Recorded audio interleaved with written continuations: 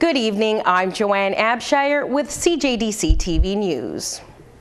While much of the province experienced a cool and wet June, the Environment Ministry says northern BC is the exception. As Federico Cajis explains, despite the parched conditions, no water restrictions are on the way for Fort St. John.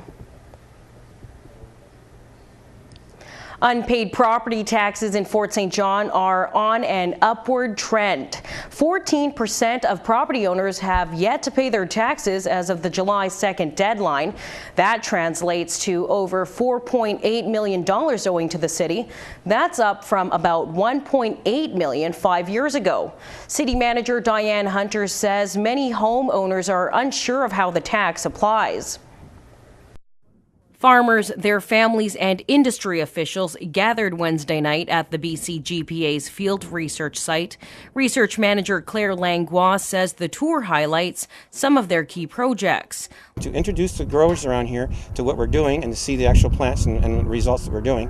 At the same time, in a reciprocating manner, the farmers are actually encouraging the breeders to continue working for us up here, because our attendance here is showing them, wow, these guys really care about this. Langlois says this year the main attraction is expanded testing of dry beans, a crop never before grown this far north.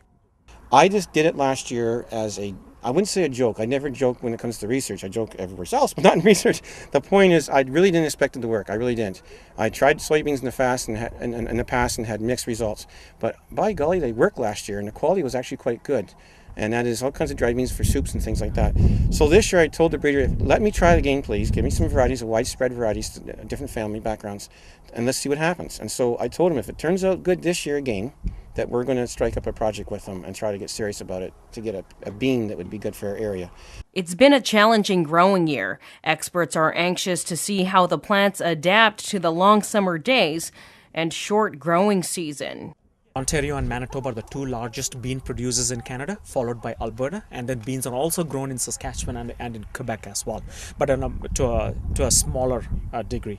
So as far as I know, these are the first bean trials to be grown in BC.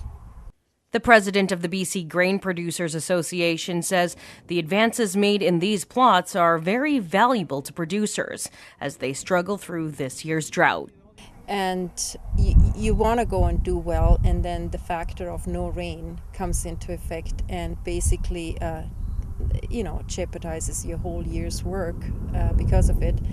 We have a very short growing season here, and we need the timely rains, and we don't have it this year. So for a lot of the crops right now, the stage has already been set of what their potential for the year is. This year was drier than normal, and that's why the beans you see here are so small. But breeders are hoping that this crop can still be viable in the future. Joanne Abshire in Fort St. John.